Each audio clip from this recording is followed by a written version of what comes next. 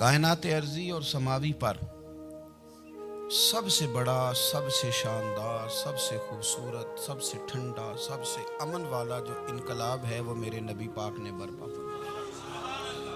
बड़ी ये कम नसीबी है कि मुसलमानों में फ़िरके बन गए और उम्मत तकसीम हो गई और तकसीम होने से कमज़ोर हो गई। लेकिन अफसोस की बात यह है कि लोग इस बात को समझने से आरी हैं कि ईद मिलादुन नबी सल्लल्लाहु ताला अलैहि वसल्लम तो उम्मत इस बात के शुक्र के तौर पे मनाती है कि अल्लाह ने हमें अपने नबी का ग़ुलाम बनाया। आओ मैं तुम्हें मुस्लिम शरीफ पढ़ के सुनाता हूँ। और रावी भी वो बंदा जो हर वक्त हुजूर के करीब रहते थे, हज़रत अनस बिन मालिक रज़ी अल्लाह ताला। आप फरमाते हैं मुझे वो दिन भूलता ही नहीं, मैं भुला सकता ही नहीं जिस दिन मेरे नबी पाक मक्के से हिजरत करके मदीना तैयबा तशरीफ़ लाए। हुजूर उस दिन क्या हुआ था तो हज़रत अनस बिन मालिक फरमाते हैं सारी बीबियाँ छतों पे चढ़ गई। सारी औरतें अपने अपने काम में मसरूफ़ होती हैं। कोई किसी वजह से छत पे चढ़ जाए तो चढ़ जाए, सारी इकट्ठी तब भी चढ़ती हैं जब गली में कुछ और हो, जब कोई अनोखी बात। सारी बीबियाँ छतों पे चढ़ गईं, बच्चे दरख्तों के साथ चिमट गए और फरमाते हैं कि 70 के करीब लोग हुजूर की सवारी के आगे थे और बाकी सैकड़ों की तादाद से सवारी के पीछे थे। और फरमाते हैं ये अलग मंजर था। और ये मुस्लिम शरीफ में नारा मौजूद है, मुस्लिम शरीफ में, ये सही मुस्लिम में मौजूद है कि जब हुजूर मदीने आ रहे थे तो मदीने वाले नारा लगाते थे या मुहम्मदा या रसूल अल्लाह, और चलते हुए लगा रहे थे या मुहम्मदा या रसूल अल्लाह का वो नारा लगा रहे थे। और फिर हज़रत अनस बिन मालिक फरमाते हैं ये दो मंजर ये थे, एक तीसरा मंजर भी था। मदीना शरीफ के अंदर कुछ कबीले थे, आज भी ऐसा होना नहीं चाहिए। ये इस्लाम ना सिर्फ इसको नापसंद करता है बल्कि इसकी तरदीद करता है। छोटी बरादरी बड़ी बरादरी आज भी तकसीम है, नहीं होनी चाहिए। अरब के अंदर भी तकसीम थी, कुछ कबीलों को छोटा जानते थे, कुछ को बड़ा जानते थे। एक कबीला था बड़ा कबीला, बनु नज्जार का, चौधरियों का कबीला, सेठों नवाबों का कबीला, बड़े लोगों का कबीला। उस कबीले की बेटियां एक कोने में दफ लेके बैठ गई। नबी पाक सल्लल्लाहु ताला अलैहि वसल्लम के गुलामों बात को समझे। एक मंजर ये कि औरतें छतों पे, आज हम मना करेंगे क्योंकि ये पर्दे की आयतें नाज़िल होने से पहले की बात है। अब आयतें आ गई, अब हम ये इजाज़त नहीं देते। औरतें छतों पे चढ़ गई, मर्द गलियों में नारे लगाने लगे और बनु नज्जार कबीले की बेटियां, छोटी बच्चियां वो एक कोने में दफ लेके बैठ गई और वो पढ़ने लगी ताला अल बद्रु अलैहि। अब तो मिलाद गरीबों में रह गया है। हमारे यहाँ फैशन हो गया है, जब हालात ख़राब होते हैं तो लोग बरकत के लिए मिलाद कराते हैं, और जब अमीर हो जाते हैं फिर उन्हें मिलाद के जायज़ होने की दलील ही कोई नहीं मिलती। फिर वो ये फैशन है। बंदा थोड़ा सा पढ़ जाए ना, दो चार चीज़ें, तो हर चीज़ को गलत कहना उसकी तबीयत होती। फिर ये फैशन है कि मेरी सोसाइटी नहीं हो गई, किताबें नहीं हो गई, फर्नीचर नया हो गया, दोस्त नए हो गए, तो मज़हब वही पुराना। वो होए कोई तरक्की करनी चाहिए, फिर वो तरक्की करते हैं बेचारे। और जिनके पीछे 10 नस्लें और 50 नस्लें मिलाद मनाती आने को तो नहीं, दलील कोई नहीं मिली। सुभान अल्लाह। जिनकी दादी वुज़ू करके खीर पकाती थी 11वीं की, जब अमीर हो जाते हैं तो उन्हें 11वीं पकाने की दलील ही नहीं मिलती। अब आप अमीर हो गए मेरे भाई, आपका फैशन है, ये तबीयत का हिस्सा है। आप चाहते हैं कि मैं वो काम करूं जो दरवेश लोग, सादे लोग नहीं करते। तुम अपने मामलात को बचाने के लिए नारे लगाओ तो तुम्हारे पास सारी दलीलें हैं, लेकिन ये तुम्हारा नसीबा है कि तुम झूठों के नारे लगाते हो। लेकिन ये गरीबों का नसीबा है कि मिलाद वाले रसूल का नारा लगा। ये गरीब का हिस्सा है। लेकिन वो बनु नज्जार की बच्चियां गरीब नहीं, अमीर घराने से थी। उन्होंने जो बात की उसको हफीज जलंधरी ने लिखा। मरहूम कहने लगे कि वो नन्ही बच्चियां, छोटी बच्चियां थी, कहते वो नन्ही बच्चियां वहां बैठकर दफ बजाती थी और रसूल पाक की जानिब इशारे करके गाती थी और लोगों से कहती थी कि ये को हमारा पेशा नहीं दफ बजाना, हम तो चौधरियों की बेटियां हैं, हम तो बड़े खानदान से हैं। वो नन्ही बच्चियां जो बैठकर वहां दफ बजाती थी, रसूल पाक की जानिब इशारे करके गाती थी और कहती थी हम हैं बच्चियां नज्जार के आली घराने की, खुशी है आमिना के लाल के तशरीफ लाने। हमें बड़ी खुशी है आमिना के लाल के, खुशी है आमिना के लाल के, खुशी है आमिना के लाल के, हमें खुशी है आमिना के लाल के तशरीफ, खुशी है बस आमिना के लाल के तशरीफ। नबी पाक सल्लल्लाहु अलैहि वसल्लम से उम्मत का जज्बाती रिश्ता है। ये पहले दिन से ही अबू जाल कब मना करता था किसी मुसलमान को कि खाना काबा में नमाज ना पढ़ो, कहता पढ़ो। हज़रत सुहैब इब्न सन्नान रूमी से उसने कहा कि आप अपने तरीके के मुताबिक, मुसलमानों के तरीके के मुताबिक काबे के अंदर नमाज पढ़ें, जो मर्जी करें। रोकते तो वो नबी पाक के करीब जाने से थे। वो मंडियों में बैठ जाते थे, हुजूर के करीब ना जाना, हुजूर के करीब ना जाना, हुजूर के करीब ना जाना। मेरी बात को आप समझे और हमेशा याद रखें, उम्मत का नबी पाक से जज्बाती रिश्ता, जज्बाती। ये जो रसूलुल्लाह की उम्मत है ये गुनाहगार हो सकती है पर अपने नबी की गद्दार नहीं होती। मैं आपको सही कह रहा हूँ। मेरे क्लीन शेव नौजवान के कान में आप जाके कहें नबी पाक, चाहे उसने नमाज ना पढ़ी हो, चाहे उसने दाढ़ी ना रखी हो, आप हुजूर का नाम लें, उसके रोंगटे खड़े हो जाते हैं, उसकी तबीयत, उसका दिल धक धक करता है, उसकी एक एक रूह से मोहम्मद मोहम्मद की आवाज़ें निकलती। ये फैज़ है रसूल पाक का और ये करम है अल्लाह का इस उम्मत के साथ। अमीर मिल्लत पीर जमात अली शाह साहब मुहद्दिस अली पूरी फरमाते हैं, एक जगह हिंदुओं का जलसा था, हिंदू पंडित तकरीर कर रहा था, उसने नबी पाक सल्लल्लाहु अलैहि वसल्लम की शान में माज अल्लाह को बेअदबी कर दी। मुसलमान थे ही नहीं, एक मुसलमान था, वो मलंग नहीं होते दौरी डंडे वाले, उसके पर रंगीन डंडा था, वो कहीं दूर बैठा था। तो उसने सुन ली, स्पीकर चल रहा था, तो वो डंडा लेके तो स्टेज पे चढ़ आया। वो कहता मैंने पंडित के सर में मारा एक ही है, पर मारा जरा सही करके। वो ढेर हो गया, लोगों ने गिरफ्तार कर लिया, जेल में चला गया। पीर साहब कहते हैं मैं मिलने गया, बंदे को बिस्मिल्लाह भी सीधी नहीं पढ़नी आती, सूरत इखलास भी ठीक नहीं आती, रब्बना आती ना दुआ नहीं कर सकता, मलंग है। मैं मिलने गया और मैंने कहा यार ना तू नमाज पढ़े, ना दाढ़ी रखे, ना तू मस्जिद जाए, पर तूने कमाल कर दी। तो कहते हैं पीर साहब छम छम रोया और पंजाबी में कहने लगा पीर साहब मैं गुनाहगार हाँ, पर अपने नबी दा गद्दार ते नहीं ना।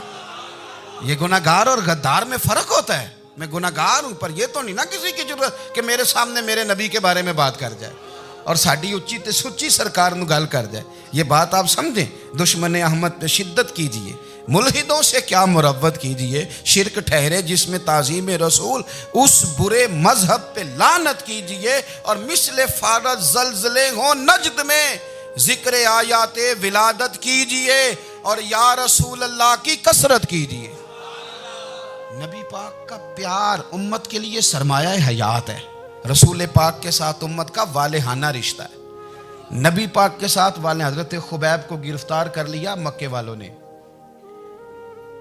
उस वक्त गुर्बत थी इस्लाम पर। मक्के में सारे लोग इकट्ठे हो गए और चौक में फांसी देने लगे हजरत खुबैब को। कहना आसान है, करना बड़ा मुश्किल है। बंदा जेल में उलझ जाए तो मैंने बड़े बड़े सियाने लोग माफिया मांगते देखे, बड़े बड़े लोग कहते देखे हैं कि ये काम बड़ा। कैदे तन्हाई बजाते खुद एक मुसीबत है।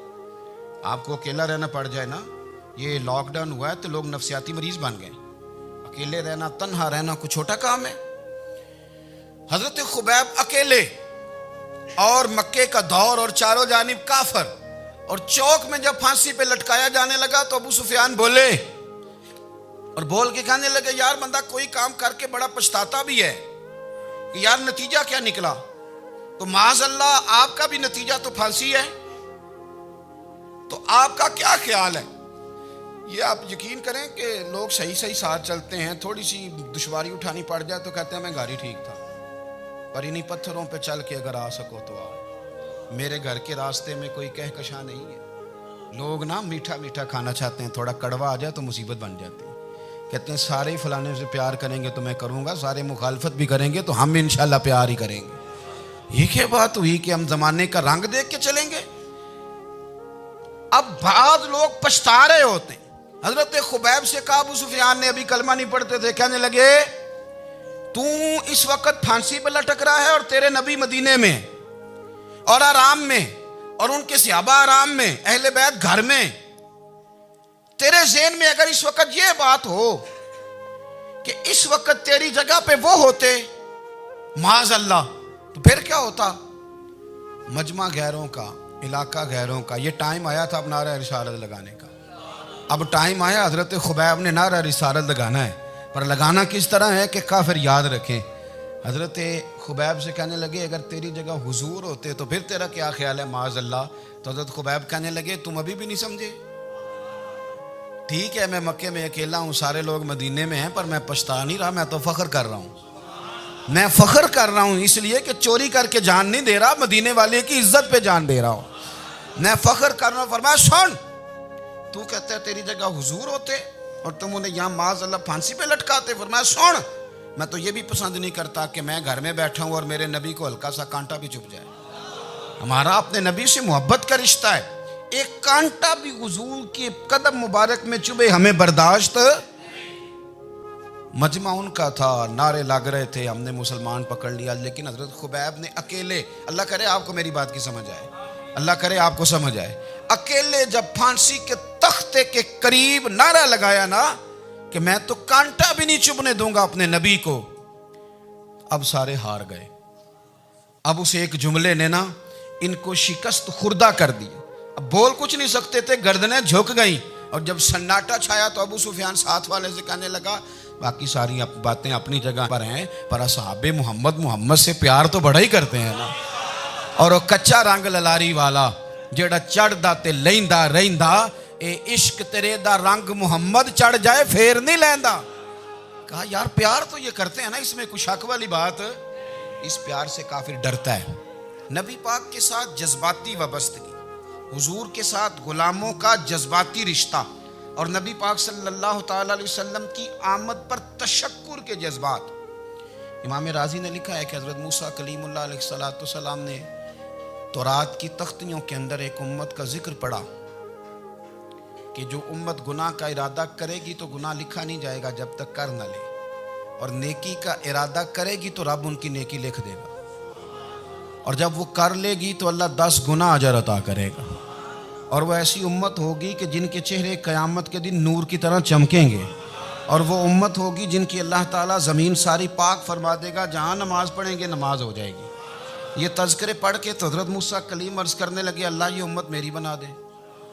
तो रब करीम ने फरमाया कि मूसा नहीं, ये तो मेरे महबूब की उम्मत है। फरमाया ये तो मेरे नबी पाक की उम्मत, हुजूर की उम्मत। अल्लाह अकबर। हज़रत मूसा मामूली आदमी नहीं, वो जलीलुल क़द्र पैगम्बर हैं जिनका कुरान के हर सिपारे में तज़किरा है, कहीं वाज़े तौर पे कहीं इशारतन, हर पारे में। और हज़रत मूसा अल्लाह के वो नबी हैं जो रब से डायरेक्ट बातें करें कोहे तूर। कहा ए मूसा ये उम्मत तो मेरे नबी की है। तो हज़रत मूसा अलैहिस्सलाम अर्ज़ करते हैं, इमाम राजी ने लिखा है, कहते हैं अल्लाह फिर मुझे अपनी नबी की उम्मत में शामिल कर। ओ यार हमें लोग कहते हैं मिलाद ना मनाओ, जिस उम्मत में आने के लिए हज़रत मूसा ने दुआ मांगी, जिस महबूब की गुलामी के लिए, हमें तो दुआ भी कोई नहीं मांगनी पड़ी, अल्लाह ने फजल से ही मदीने वाले का गुलाम बना दिया।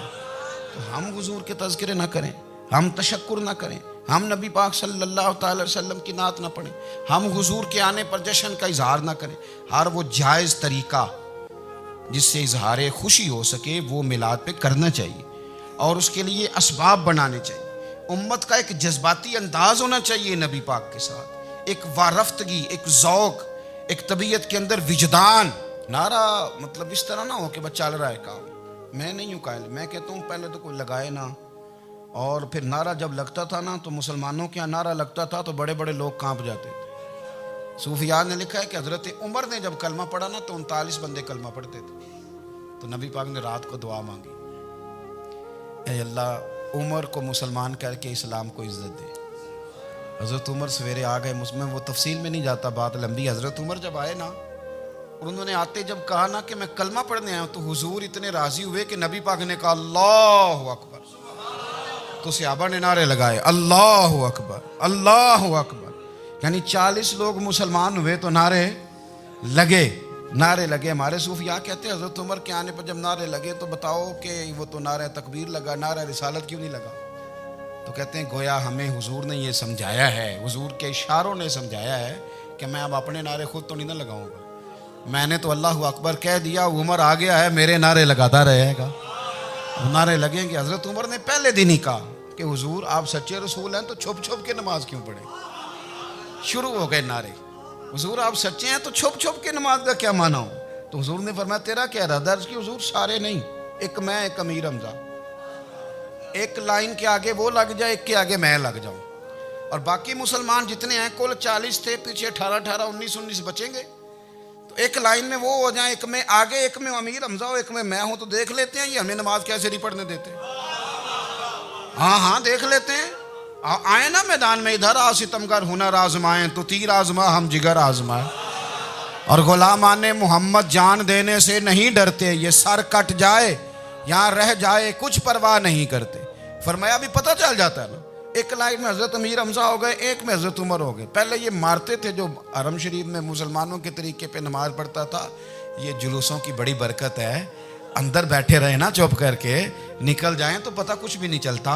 जब निकलते हैं ना लोग कहते हैं जुलूस क्या माना है, तो मैं बताता हूँ ना जुलूस का माना क्या है। हजरत उमर ने बाहर निकले, 2 लाइनों का जुलूस, लंबा भी कोई नहीं, बंदे भी 40, और जनाब फारूक आजम बाहर निकले तो उमर का नारा, उमर का, हजरत उमर ने यूं करके आस्तीने बाजू की चढ़ा ली, और अपने गले में जो उनके रुमाल था ना उसको यूं सीने पे बांधा, और इस हाथ में तलवार थी तो यूं करके बाहर लहराई, कहने लगे ओ मक्के के काफिरो इधर आओ मेरे सामने, जिसने अपनी बीवी बेवा करानी हो, जिसने बच्चे यतीम कराने हो, वो आए मैदान में, मुस्तफा के गुलाम आज सड़कों पे निकल आए, आए मैदान में हमारे सामने हमारा मुकाबला करे, आए ना मैदान में, हम निकले हैं, अब हम यहाँ काबे में एलानिया नमाज पढ़ेंगे, हम पढ़ेंगे, ताकत है तो आओ ना हमारा मुकाबला करो, आओ। कुफर बजाते खुद बहुत बड़ा झूठ है, और झूठ के पैर, बस 2 बंदे निकले तलवारें लेके आगे आगे, तो फिर हजरत उमर ने एलानिया नमाज पढ़वाई खाना काबा।